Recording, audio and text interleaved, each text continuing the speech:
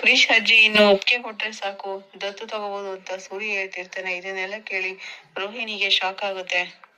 Rohini shock ಅಲ್ಲಿ ಅವ್ರ ತಾಯಿಗೆ ಫೋನ್ ಮಾಡ್ತಾರೆ. ಕ್ರಿಶ್ ಫೋನ್ ತೆಗಿತಾನೆ.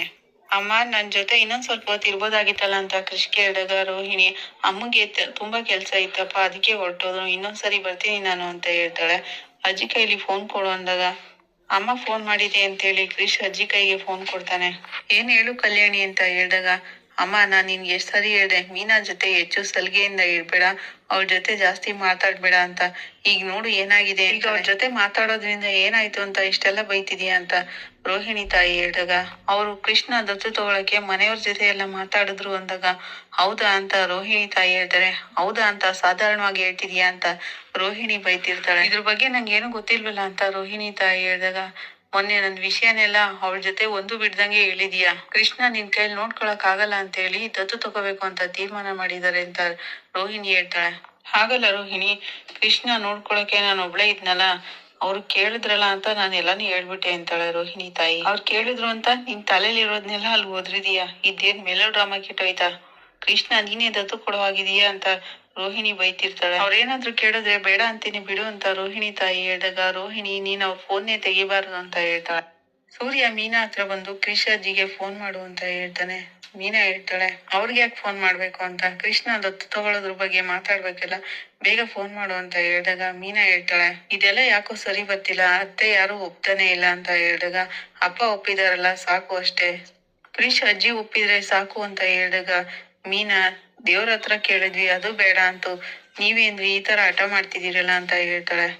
ನೀನೇನೆ ಮೀನಾ ಈಗ ಹೇಳ್ತಿದೀಯಾ, ಕೃಷ್ಣ ದತ್ತು ತಗೊಳ್ಳೋದ್ ಬೇಡವಾ ಅಂತ ಸೂರ್ಯ ಕೇಳ್ತಾನೆ. ನೋಡು ಮೀನಾ, ಅಮ್ಮ ಒಪ್ಪಿಲ್ಲ, ದೇವ್ರು ಒಪ್ಪಿಲ್ಲ ಅನ್ನೋದು ಇಲ್ಲಿ ಮ್ಯಾಟ್ರೇ ಅಲ್ಲ, ಕ್ರಿಶ್ ಅಜ್ಜಿ ಒಪ್ಕೊಂಡ್ರೆ ಸಾಕು, ಅಪ್ಪ ಒಪ್ಪಿದಾರಲ್ಲ, ಫೋನ್ ಮಾಡು ಅಂತ ಹೇಳ್ತಾನೆ ಸೂರ್ಯ. ಮೀನಾ ಫೋನ್ ಮಾಡಿದಾಗ ಕ್ರಿಶ್ ಪಕ್ಕದಲ್ಲೇ ಕೂತಿರ್ತಾನೆ. ಅಜ್ಜಿ, ಮೀನಾ ಆಂಟಿ ಫೋನ್ ಮಾಡ್ತಿದ್ದಾರೆ ಅಂತ ಹೇಳಿದಾಗ, ಫೋನ್ ತೆಗಿಬೇಡಪ್ಪ ಅಂತ ಅಜ್ಜಿ ಹೇಳ್ತಾರೆ. ನಾನ್ ಅವ್ರ ಜೊತೆ ಮಾತಾಡ್ಬಾರ್ದ ಅಜ್ಜಿ ಅಂತ ಕೇಳಿದಾಗ, ಅವ್ರ ಫೋನ್ ತೆಗೆದ್ರೆ ನಿಮ್ಮ ಅಮ್ಮ ಕೋಪ ಮಾಡ್ಕೋತಾಳೆ, ಇನ್ಮೇಲೆ ಅವ್ರ ಫೋನ್ ಬಂದ್ರೆ ನೀನ್ ತೆಗಿಬಾರ್ದು, ನಾನು ತೆಗಿಯಲ್ಲ ಅಂತ ಕ್ರಿಶ್ ಅಜ್ಜಿ ಕ್ರಿಶ್ಗೆ ಹೇಳ್ತಾರೆ. ಮೀನಾ ಫೋನ್ ತೆಗಿತಾ ಇಲ್ಲ ಅಂದಾಗ ಸೂರ್ಯ, ಈ ವಿಷಯನ ಅಲ್ಲಿಗೆ ಹೋಗಿ ಮಾತಾಡಿದ್ರೆ ಸರಿ ಹೋಗುತ್ತೆ ಬಿಡು ಅಂತ ಹೇಳ್ತಾನೆ.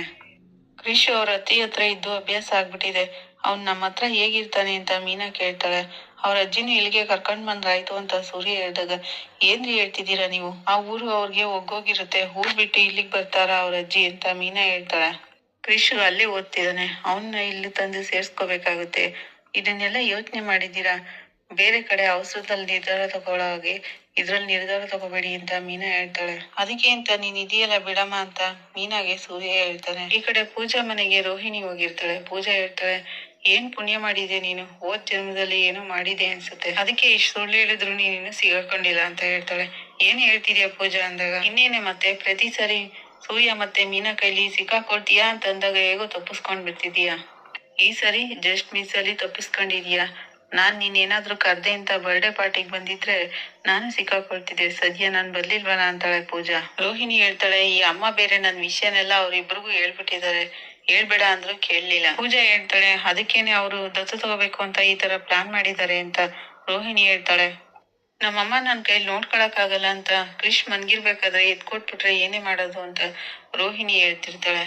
ಈಗ್ಲೇ ಮನೇಲಿ ಇರೋ ಸಮಸ್ಯೆಗಳನ್ನ ಅಪ್ಪನ ಹೆಸರಲ್ಲಿ ನಿಭಾಯಿಸಿದೀನಿ ಅಂದಾಗ ಪೂಜಾ, ನಿಮ್ಮ ಅಪ್ಪನ ಜೈಲ್ಗೆ ಹೋಗಿದಾರಲ್ಲ ಅಂತ ಹೇಳ್ತಾಳೆ. ಈಗ ಇವರಿಬ್ರು ಸಮಸ್ಯೆ ಬೇರೆ ಬಂದಿದೆ, ಕ್ರಿಶ್ ಮತ್ತೆ ಅಮ್ಮ ಅಲ್ಲಿರೋದೇ ತಪ್ಪು ಅನಿಸ್ತಿದೆ ನನಗೆ ಅಂತ ರೋಹಿಣಿ ಹೇಳ್ತಾಳೆ. ಅದಕ್ಕೆ ಏನ್ ಮಾಡೋಣ ಅಂತೀಯಾ ಅಂತ ಪೂಜಾ ಕೇಳಿದಾಗ, ಅವ್ರನ್ನ ಇಲ್ಲಿಗೆ ಬೆಂಗ್ಳೂರ್ಗೆ ಕರ್ಕೊಂಡ್ ಬಂದು ಇಟ್ಕೊಬಿಡ್ಬೇಕು ಅಂತಾಳೆ ರೋಹಿಣಿ.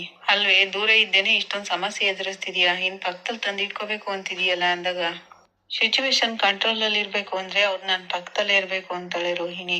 ಪೂಜಾ ಹೇಳ್ತಾಳೆ, ಮತ್ತ ಹಳ್ಳಿಲಿ ಅವ್ನ್ ಸ್ಕೂಲ್ಗೆಲ್ಲ ಹೋಗ್ತಿದ್ದಾನಲ್ಲಿ ಅಂದಾಗ, ಇಲ್ಲೇ ಯಾವ್ದಾದ್ರು ಒಂದ್ ಸ್ಕೂಲ್ ನೀನೇ ರೆಫರ್ ಮಾಡ್ಬಿಡಿ ಅಂತಾಳೆ. ನೀನ್ ಮತ್ತೆ ಪ್ರೆಗ್ನೆನ್ಸಿ ಆದಾಗ ನಿನ್ ಮಗು ಹುಟ್ಟಿರೋದು ಗೊತ್ತಾಗ್ಬಿಟ್ರೆ ಏನೇ ಮಾಡ್ತೀಯ ಅಂತ ಪೂಜಾ ಕೇಳಿದಾಗ, ಅಷ್ಟ್ರಲ್ಲಿ ಮನೋಜ್ ನನ್ ಪರವಾಗಿ ನಿಲ್ಲೋ ಹಾಗೆ ಮಾಡ್ಕೋಬೇಕು, ಅವ್ರೊಬ್ರು ನನ್ ಪರವಾಗಿ ನಿಂತ್ರೆ ಸಾಕು, ಮನೇಲಿ ಎಲ್ರಿಗೂ ಅವರೇ ಉಟ್ಕ ಕೊಡ್ತಾರೆ, ನಿಮ್ ಅತ್ತೆ ನೀನೇ ಮಾಡ್ತೀಯ ಅಂದಾಗ, ಅವ್ರನ್ನ ನಾನ್ ನಿಭಾಯಿಸ್ತೀನಿ, ಮನೋಜ್ ನನ್ ಜೊತೆಲಿದ್ರೆ ಸಾಕು ಅಂತ ರೋಹಿಣಿ ಹೇಳ್ತಾಳೆ. ಹಾಗಾದ್ರೆ ನಿನ್ ಗಂಡ ನಿನ್ನನ್ನ ಕಾಪಾಡ್ತಾರೆ ಅಂತ ನೀನ್ ಅನ್ಕೊಂಡಿದೀಯ ಅಂತ ಪೂಜಾ ಹೇಳಿದಾಗ, ಹೌದು ಕಣೆ, ಮೊದ್ಲು ನಾನ್ ಡಾಕ್ಟರ್ ಹತ್ರ ಚೆಕ್ ಮಾಡಿಸ್ಬೇಕು, ಸದ್ಯ ನಾನು ಇನ್ನೂ ಕನ್ಸೀವ್ ಆಗಿಲ್ಲ ಅಂತಾಳೆ ರೋಹಿಣಿ. ಮೀನಾಗೆ ಅವಳ ತಂಗಿ ಫೋನ್ ಮಾಡ್ತಾಳೆ. ಅಕ್ಕ ನಿನ್ಗೊಂದ್ ಸಂತೋಷದ ವಿಷಯ ಕಣೆ ಅಂತ ಹೇಳಿದಾಗ ಏನೇ ಕನಕ ಅದು ಅಂತ ಮೀನಾ ಕೇಳ್ತಾಳೆ. ನಾನು ಡಿಗ್ರಿ ಎಕ್ಸಾಮ್ ಬರ್ದಿದೆ ಅಲ್ವಾ ಅಂತ ಕೇಳಿದಾಗ ಹೌದಲ್ಲ ಅದಾಗ್ಲೇ ಮುಗ್ದಿ ಸುಮಾರು ದಿನ ಆಯ್ತು ಅಂತ ಮೀನಾ ಹೇಳ್ತಾಳೆ. ಅದೇನೇ ಬಿಲ್ಡಪ್ ಕೊಡ್ತಿದ್ಯಾ ಸ್ವಲ್ಪ ಬೇಗ ಹೇಳು ಅಂತ ಮೀನಾ ಹೇಳ್ದಾಗ ನಾನು ಎಕ್ಸಾಮ್ ಅಲ್ಲಿ ಫಸ್ಟ್ ಕ್ಲಾಸ್ ಅಲ್ಲಿ ಪಾಸ್ ಆಗಿದ್ದೀನಿ ಅಂತಾಳೆ. ನನಗ್ ನಂಬೋಕೆ ಆಗ್ತಿಲ್ವಲ್ಲೇ ಅಂದಾಗ ನನ್ ಮೇಲ್ ನಂಬಿಕೆ ಇಲ್ವಾ ನಿನ್ಗೆ ಅಂತ ಕನಕ ಕೇಳ್ತಾಳೆ.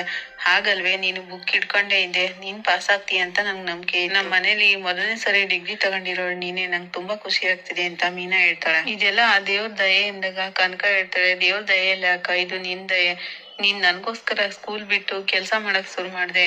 ನಿನ್ನಿಂದಾಗಿನೇ ನಾನು ಇವತ್ತು ಡಿಗ್ರಿ ತಗೊಂಡಿದ್ದೆ. ಇದಕ್ಕೆಲ್ಲ ನೀನೇ ಕಾರಣ ಅಂದಾಗ ನಮ್ಮ ಅಪ್ಪನ ಕನ್ಸೆಲ್ಲ ನೀನ್ ನೆರವೇರಿಸ್ಬಿಟ್ಟೆ ಅಂತ ಮೀನಾ ಹೇಳ್ತಿರ್ತಾಳೆ. ಮೀನಾ ಸಂತೋಷದಲ್ಲಿ ಅಳ್ತಿರ್ಬೇಕಾದ್ರೆ ಸೂರ್ಯ ಅಲ್ಲಿಗೆ ಬರ್ತಾನೆ. ಯಾಕಮ್ಮ ಮೀನಾ ಅಳ್ತಿದ್ಯಾ ಅಂತ ಹೇಳಿಕ ತಗೊಳ್ಳಿ ಮಾತಾಡಿ ನಿಮ್ಮ ಬಾವ ಮಾತಾಡ್ತಾರಂತೆ ನೋಡೇ ಕನಕ ಅಂದಾಗ ಮೀನಾ ಯಾಕೆ ಅಳ್ತಿದ್ಯಾ ಮೊದ್ಲು ಹೇಳು ಅಂತ ಸೂರ್ಯ ಹೇಳ್ತಿರ್ತಾನೆ. ಮೊದ್ಲು ಮಾತಾಡಿ ಅಂತ ಫೋನ್ ಕೊಟ್ಟಾಗ ಬಾವ ನಾನ್ ಡಿಗ್ರಿ ಪಾಸ್ ಮಾಡ್ದೆ ಬಾವ ಅಂತ ಹೇಳಿದಾಗ ಅದಕ್ಕೆ ಇವಳು ಅಳ್ತಿರೋದ ತುಂಬಾ ಖುಷಿ ಆಯ್ತಮ್ಮ. ನಮ್ಗೇನೋ ವಿದ್ಯೆ ತಲೆಗೆ ಹೋಗ್ಲಿಲ್ಲ ಆದ್ರೆ ನಮ್ಮ ಕುಟುಂಬದಲ್ಲಿ ನೀನೇ ಮೊದ್ಲು ಡಿಗ್ರಿ ಪಾಸ್ ಮಾಡಿದ್ಯಲ್ಲ ತುಂಬಾ ಖುಷಿ ಆಯ್ತಮ್ಮ.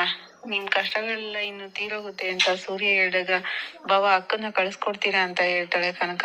ನಿಮ್ಮ ಅಕ್ಕ ಯಾಕೆ ಅವಳ ಜೊತೆ ನಾನು ಬರ್ತೀನಿ ಅಂತ ಸೂರ್ಯ ಖುಷಿಲಿ ಹೇಳ್ತಿರ್ತಾನೆ. ಇಷ್ಟಕ್ಕೆಲ್ಲ ಅಳ್ತಿದ್ಯಲ್ಲ ಮೀನಾ ಬಾ ಹೋಗೋಣ ಅಂತ ಸೂರ್ಯ ಕರೆದಾಗ ಇದೀ ಮಾವನ್ಗೆ ಹೇಳ್ಬಿಡ್ತೀನಿ ಮಾವ ತುಂಬಾ ಖುಷಿ ಪಡ್ತಿರ್ತಾರೆ ಅಂತ ಮೀನಾ ರಂಗನಾಥ್ ಅವ್ರ ಹತ್ರ ಬರ್ತಾಳೆ. ಏನಮ್ಮ ಮೀನಾ ನೀವಿಬ್ರು ಇಷ್ಟೊಂದು ಖುಷಿಯಾಗಿದ್ದೀರಲ್ಲ ಅಂತ ಕೇಳಿದಾಗ ಮಾವ ನನ್ ತಂಗಿ ಕನಕ ಇದ್ದಾಳಲ್ಲ ಅವಳು ಡಿಗ್ರಿನ ಫಸ್ಟ್ ಕ್ಲಾಸ್ ಅಲ್ಲಿ ಪಾಸ್ ಮಾಡಿದ್ದಾಳೆ ಅಂತ ಹೇಳ್ತಾಳೆ. ತುಂಬಾ ಖುಷಿ ಆಯ್ತಮ್ಮ ಆ ಮಗು ಹೇಗೋ ಕಷ್ಟಪಟ್ಟು ಡಿಗ್ರಿ ಪಾಸ್ ಮಾಡ್ಕೊಬಿಡ್ತಲ್ಲ.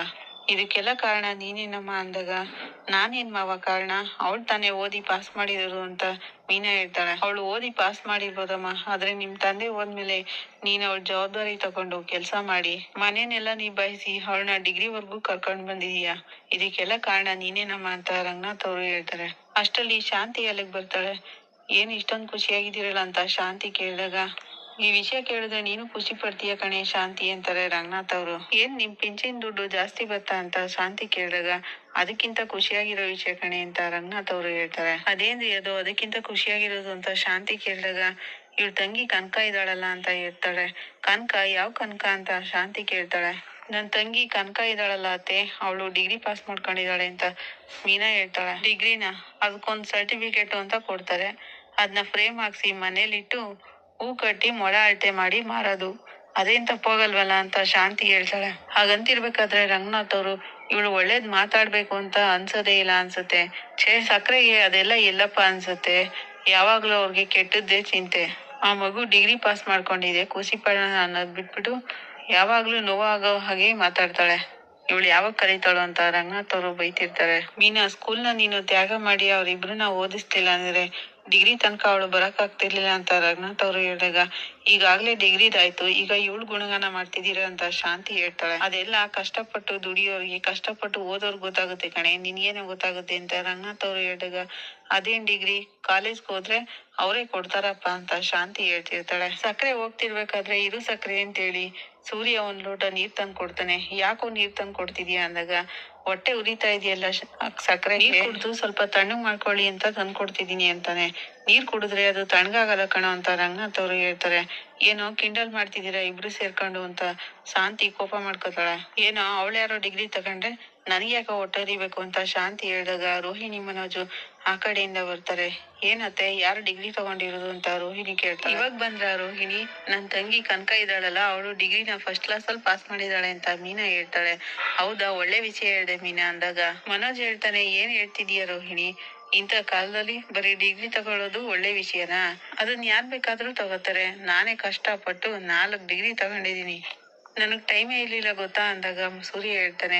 ಲೇ ನೀನೇನೋ ಕಷ್ಟಪಟ್ಟೆ ಪೆಂಗ್ಯ ನಮ್ಮಪ್ಪ ಕಷ್ಟಪಟ್ಟು ನಿನ್ನನ್ನ ಓದಿಸಿದ್ದು ನಿನಗೆ ಅಂತ ಎಸಿ ರೂಮು ನೀನ್ ಕೇಳಿದ್ ಬಟ್ಟೆ ಅದಕ್ ಬೇಕಾಗಿರೋ ಪುಸ್ತಕಗಳು ಖರ್ಚಿಗ್ ದುಡ್ಡು ಇದನ್ನೆಲ್ಲ ಕೊಟ್ಟು ನಮ್ಮಪ್ಪ ಕಷ್ಟಪಟ್ಟು ನಿನ್ನನ್ನ ಓದ್ಸಿರೋದು ಸಾಕ್ತಾನೆ ಇರೋದು ಇನ್ನೂ ಸಾಕ್ತಿದ್ದಾರೆ. ಆದ್ರೆ ಕನಕ ಹಾಗಲ್ವೋ ಒಂದ್ ಪೆನ್ಸಿಲ್ ತಗೋಬೇಕು ಅಂದ್ರೆ ಕಷ್ಟಪಟ್ಟಿರೋ ದುಡ್ಡಲ್ಲೇ ತಗೋಬೇಕು. ಅವಳು ಡಿಗ್ರಿ ಬರೋ ತನಕ ಎಷ್ಟು ಕಷ್ಟಪಟ್ಟಿದ್ದಾಳೆ ಅಂತ ನಮಗ್ ಗೊತ್ತು.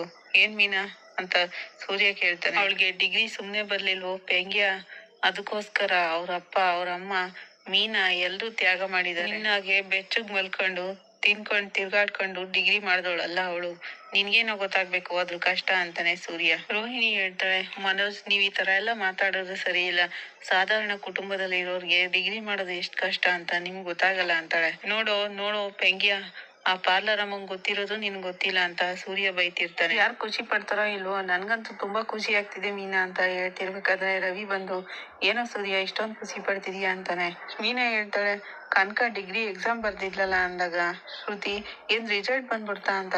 ಹೌದು ಶ್ರುತಿ, ಕನಕ ಫಸ್ಟ್ ಕ್ಲಾಸ್ ಅಲ್ಲಿ ಪಾಸ್ ಮಾಡಿದಾಳೆ ಎಂದಾಗ, ಹೌದಾ, ತುಂಬಾ ಖುಷಿ ಆಗ್ತಿದೆ ಅಂತಾನೆ. ರವಿ ಅಂತಿರ್ಬೇಕಾದ್ರೆ ಶ್ರುತಿ, ತುಂಬಾ ಖುಷಿ ಆಗ್ತಿದೆ ಮೀನಾ ಅವ್ರೆ, ಓದ್ಕೊಂಡು ಪಾರ್ಟ್ ಟೈಮ್ ಜಾಬ್ ಮಾಡ್ಕೊಂಡು ಯಾವುದೇ ಸೌಲಭ್ಯ ಇಲ್ದೆ ಇಷ್ಟೊಂದೆಲ್ಲ ಡಿಗ್ರಿ ಪಾಸ್ ಮಾಡಿದಾರಲ್ಲ, ತುಂಬಾ ಗ್ರೇಟ್ ಅಂತಾಳೆ ಶ್ರುತಿ. ಮೀನಾ, ನೀನು ಇಷ್ಟೊತ್ತಿಗೆ ಡಿಗ್ರಿ ಪಾಸ್ ಮಾಡ್ತಿದ್ದೆ ಅಲ್ವಾ, ಫ್ಯಾಮಿಲಿಗೋಸ್ಕರ ನೀನ್ ಎಜುಕೇಶನ್ ಡಿಸ್ಕಂಟಿನ್ಯೂ ಆಯ್ತು ಅಂತ ಶ್ರುತಿ ಹೇಳ್ತಾಳೆ. ಮೀನಾ ತ್ಯಾಗ ಮಾಡಿರೋದ್ರಿಂದನೇ ಇವತ್ತು ಕನಕ ಡಿಗ್ರಿ ತಗೊಂಡಿದ್ದಾಳಮ್ಮ ಅಂತ ರಂಗನಾಥ್ ಅವರು ಹೇಳಿದಾಗ ಶ್ರುತಿ, ರವಿ, ನೀನೇ ಸೂಪರ್ ಆಗಿರೋ ಬಿರಿಯಾನಿ ಮಾಡ್ಬಿಡು, ನಮ್ ಮನೇಲೆಲ್ಲ ಸೆಲೆಬ್ರೇಟ್ ಮಾಡೋಣ ಅಂತ ಶ್ರುತಿ ಹೇಳ್ತಾಳೆ.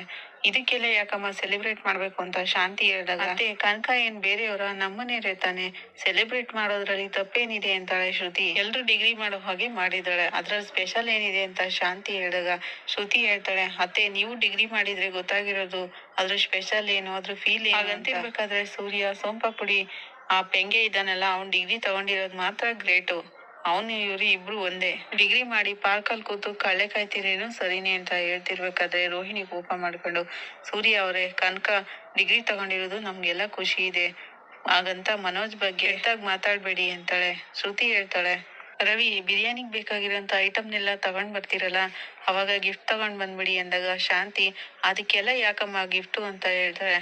ಅವಳೇನ್ IAS ಪಾಸ್ ಮಾಡಿದಾಳ ಅಂತ ಶಾಂತಿ ಹೇಳಿದಾಗ, ಲೇ ಶಾಂತಿ, ನಿನ್ಗೇನೋ ಹೊಟ್ಟೆ ಉರಿತಾ ಇದೆ, ಖುಷಿ ಪಡ್ತಾ ಇಲ್ಲ ಅಂದ್ರೆ ಬೇರೆಯವ್ರು ಖುಷಿ ಪಡ್ಬಾರ್ದ ಅಂತ ರಂಗನಾಥ್ ಅವರು ಹೇಳ್ತಾರೆ. ಇಲ್ಲಿಗೆ ಈ ಸಂಚಿಕೆ ಮುಕ್ತಾಯ ಆಗುತ್ತೆ. ನಿಮ್ಗೆ ಇಷ್ಟ ಆದ್ರೆ ಲೈಕ್ ಮಾಡಿ, ಕಮೆಂಟ್ ಮಾಡಿ, ಸಬ್ಸ್ಕ್ರೈಬ್ ಮಾಡಿ. Thank you.